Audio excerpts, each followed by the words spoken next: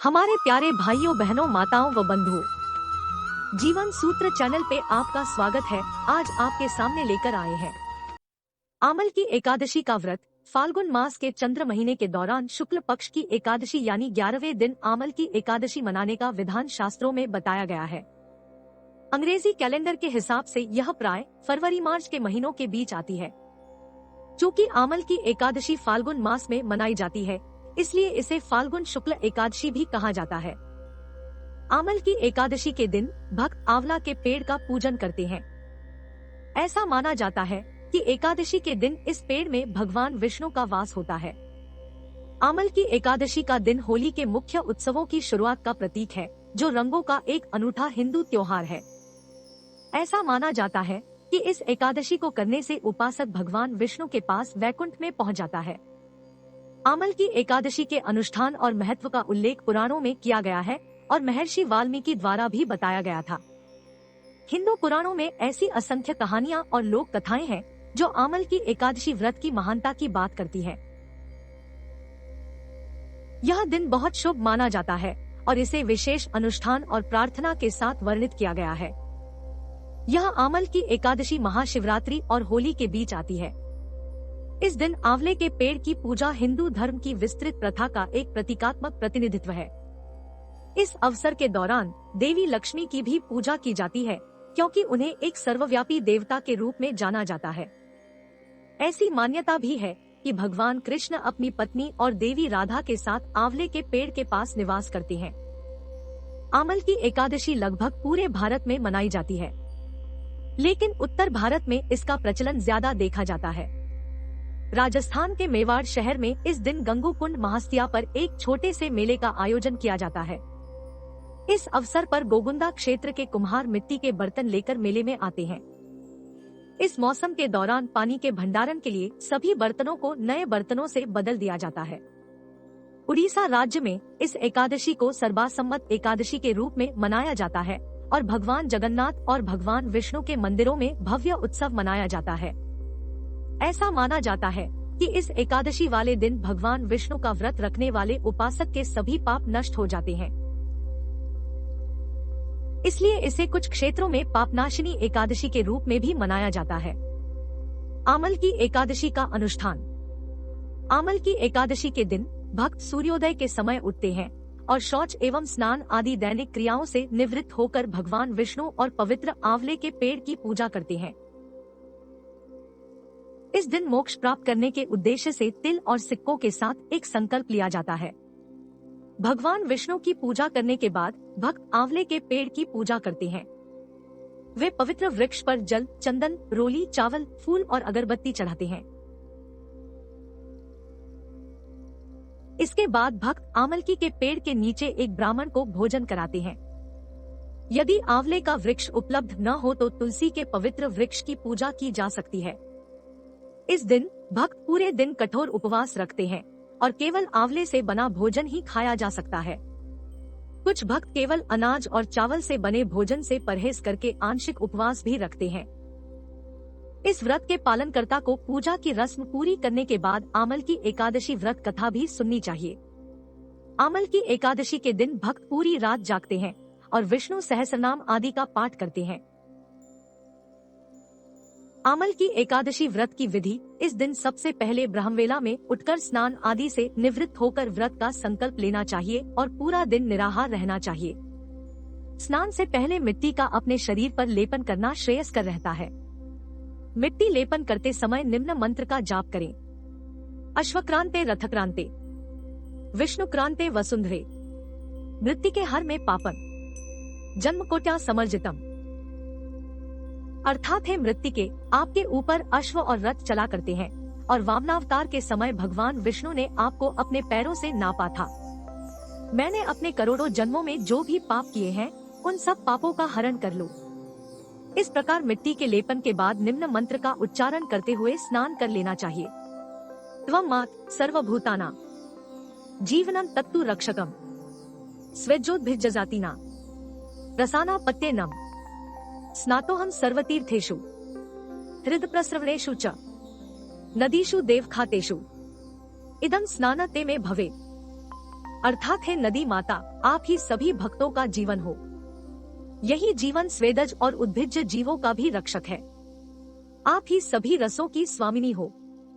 आप में स्नान करने के साथ ही मैंने सभी तीर्थों, कुंडों और सरोवरों में स्नान कर लिया। मेरा यह स्नान सभी स्नानों का फल देने वाला हो।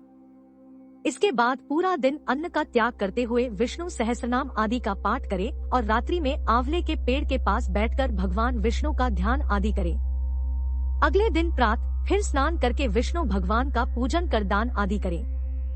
नृसिंह परिचर्या में आमलकी के वृक्ष की महिमा का वर्णन करते हुए कहा गया है कि फाल्गुने मासी शुक्लाया एकादशा जनार्दन वसत्यामलकी वृक्षे लक्ष्म्या सह जगतपति तत्र संपूज्य देवेशम शक्त्या कुर्यात् प्रदक्षिणा उपोष्य विधिवत कल्पम विष्णुलोके महीयते। अर्थात फाल्गुन की एकादशी वाले दिन स्वयं भगवान विष्णु मां लक्ष्मी के साथ आमलकी के वृक्ष पर निवास करते हैं। इसलिए ऐसा माना जाता है कि इस दिन आमलकी के वृक्ष का पूजन, अर्चन और परिक्रमा करने से भगवान विष्णु प्रसन्न होते हैं और अपने उपासक की सभी मनोकामनाएं पूरी करते हैं। आमलकी एकादशी की कथाई कहते हैं कि भगवान विष्णु की नाभि से ब्रह्मा जी की उत्पत्ति होने के बाद ब्रह्मा जी के मन में जिज्ञासा हुई कि वह कौन है, उनकी उत्पत्ति कैसे हुई। इस प्रश्न का उत्तर जानने के लिए ब्रह्मा जी ने भगवान विष्णु की तांड्य की। तपस्या से प्रसन्न होकर भगवान विष्णु जी ने ब्रह्मा जी को दर्शन दिए। विष्णु जी को सामने देखते ही ब्रह्मा जी की आंखों से आंसुओं की धारा बहने लगी। ब्रह्मा जी के आंसू भगवान विष्णु के चरणों पर गिरने लगे और उनके आंसुओं से आमलकी यानी आंवले का वृक्ष उत्पन्न हुआ। तब भगवान विष्णु ने ब्रह्मा जी से कहा कि आपके आंसुओं से उत्पन्न आंवले का वृक्ष और फल मुझे अति प्रिय रहेगा। जो भी आमलकी एकादशी के दिन आंवले के वृक्ष की पूजा करेगा उसके सारे पाप समाप्त हो जाएंगे और व्यक्ति मोक्ष प्राप्ति का अधिकार होगा। तभी से आमलकी एकादशी के दिन आंवले के पेड़ की पूजा की जाती है। एक अन्य कथा भी आमलकी एकादशी के संदर्भ में सुनी जाती है, जो इस प्रकार से है। प्राचीन काल में चित्रसेन नामक राजा था। उसके राज्य में एकादशी व्रत का बहुत महत्व था। राजा समेत सभी प्रजाजन एकादशी का व्रत श्रद्धा भाव के साथ किया करते थे। राजा की आमलकी एकादशी के प्रति बहुत गहरी आस्था थी। एक बार राजा शिकार करते हुए जंगल में बहुत दूर निकल गए। उसी समय कुछ जंगली और पहाड़ी डाकुओं ने राजा को घेर लिया और डाकू शस्त्रों से राजा पर प्रहार करने लगे, परंतु जब भी डाकू राजा पर प्रहार करते वह शस्त्र ईश्वर की कृपा से पुष्प में परिवर्तित हो जाते। डाकुओं की संख्या अधिक होने के कारण राजा संज्ञाहीन होकर भूमि पर गिर गए। तभी राजा के शरीर से एक दिव्य शक्ति प्रकट हुई और उस दिव्य शक्ति ने समस्त दुष्टों को मार दिया, जिसके बाद वह अदृश्य हो गई। जब राजा की चेतना लौटी तो उसने सभी डाकुओं को मरा हुआ पाया। यह दृश्य देखकर राजा को आश्चर्य हुआ। राजा के मन में प्रश्न उठा कि इन डाकुओं को किसने मारा। तभी आकाशवाणी हुई कि हे राजन, यह सब दुष्ट तुम्हारे आमलकी एकादशी का व्रत करने के प्रभाव से मारे गए हैं। तुम्हारी देह से उत्पन्न आमलकी एकादशी की वैष्णवी शक्ति ने इनका संहार किया है। इन्हें मारकर वह पुनः तुम्हारे शरीर में प्रवेश कर गई। यह सारी बातें सुनकर राजा को अत्यंत प्रसन्नता हुई। एकादशी के व्रत के प्रति राजा की श्रद्धा और भी बढ़ गई। तब राजा ने वापस लौटकर राज्य में सबको एकादशी का महत्व बतलाया। गणेश जी की कथा। एक बुढ़िया थी। वह बहुत ही गरीब और अंधी थी। उसके एक बेटा और बहू थे। वह बुढ़िया सदैव गणेश जी की पूजा किया करती थी। एक दिन गणेश जी प्रकट होकर उस बुढ़िया से बोले, बुढ़िया माँ, तू जो चाहे सो मांग ले। बुढ़िया बोली, मुझसे तो मांगना नहीं आता, कैसे और क्या मांगू। तब गणेश जी बोले, अपने बहू बेटे से पूछकर मांग ले। तब बुढ़िया ने अपने बेटे से कहा, गणेश जी कहते हैं तो कुछ मांग ले, बता मैं क्या मांगू। पुत्र ने कहा, माँ तू धन मांग ले। बहू से पूछा तो बहू ने कहा, नाती मांग ले। तब बुढ़िया ने सोचा कि ये तो अपने अपने मतलब की बात कह रहे हैं। अतः उस बुढ़िया ने पड़ोसिनों से पूछा तो उन्होंने कहा, बुढ़िया तू तो थोड़े दिन जिएगी, क्यों तू धन मांगे और क्यों नाती मांगे। तू तो अपनी आंखों की रोशनी मांग ले, जिससे तेरी जिंदगी आराम से कट जाए। इस पर बुढ़िया बोली, यदि आप प्रसन्न हैं, तो मुझे 9 करोड़ की माया दे, निरोगी काया दे, अमर सुहाग दे, आंखों की रोशनी दे, नाती दे, पोता दे और सब परिवार को सुख दे और अंत में मोक्ष दे। यह सुनकर तब गणेश जी बोले, बुढ़िया माँ, तूने तो हमें ठग दिया, फिर भी जो तूने मांगा है वचन के अनुसार सब तुझे मिलेगा। और यह कहकर गणेश जी अंतर्धान हो गए। उधर बुढ़िया माँ ने जो कुछ मांगा वह सब कुछ मिल गया। हे गणेश जी महाराज, जैसे तुमने उस बुढ़िया माँ को सब कुछ दिया वैसे ही सबको देना। बंधुओं, आपको हमारी सुनी अनसुनी कहानियाँ एवं कथाएं पसंद आए तो अपने मित्रों के साथ शेयर करें, लाइक, कमेंट और साथ ही सब्सक्राइब करें और साथ में दिए गए बेल बटन को दबाएं ताकि हमारे चैनल पर आने वाली वीडियो की नोटिफिकेशन आप तक पहुंच सके। जय श्री राधे कृष्ण।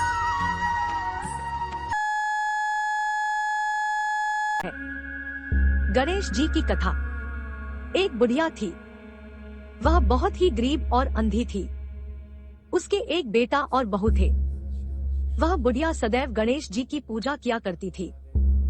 एक दिन गणेश जी प्रकट होकर उस बुढ़िया से बोले, बुढ़िया माँ, तू जो चाहे सो मांग ले।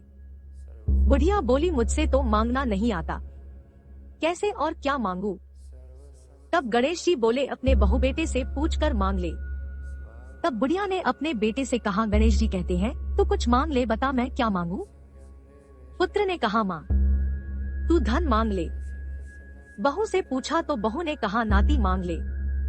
तब बुढ़िया ने सोचा कि ये तो अपने अपने मतलब की बात कह रहे हैं। अतः उस बुढ़िया ने पड़ोसिनों से पूछा तो उन्होंने कहा, बुढ़िया तू तो थोड़े दिन जिएगी, क्यों तू धन मांगे और क्यों नाती मांगे।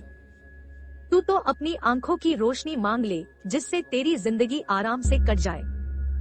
इस पर बुढ़िया बोली, यदि आप प्रसन्न हैं, तो मुझे 9 करोड़ की माया दे, निरोगी काया दे, अमर सुहाग दे, आंखों की रोशनी दे, नाती दे, पोता दे और सब परिवार को सुख दे और अंत में मोक्ष दे। यह सुनकर तब गणेश जी बोले, बुढ़िया माँ, तूने तो हमें ठग दिया, फिर भी जो तूने मांगा है वचन के अनुसार सब तुझे मिलेगा। और यह कहकर गणेश जी अंतर्धान हो गए। उधर बुढ़िया माँ ने जो कुछ मांगा वह सब कुछ मिल गया। हे गणेश जी महाराज, जैसे तुमने उस बुढ़िया माँ को सब कुछ दिया वैसे ही सबको देना। बंधुओं, आपको हमारी सुनी अनसुनी कहानियाँ एवं कथाएं पसंद आए तो अपने मित्रों के साथ शेयर करें, लाइक, कमेंट और साथ ही सब्सक्राइब करें और साथ में दिए गए बेल बटन को दबाएं ताकि हमारे चैनल पर आने वाली वीडियो की नोटिफिकेशन आप तक पहुंच सके। जय श्री राधे कृष्ण।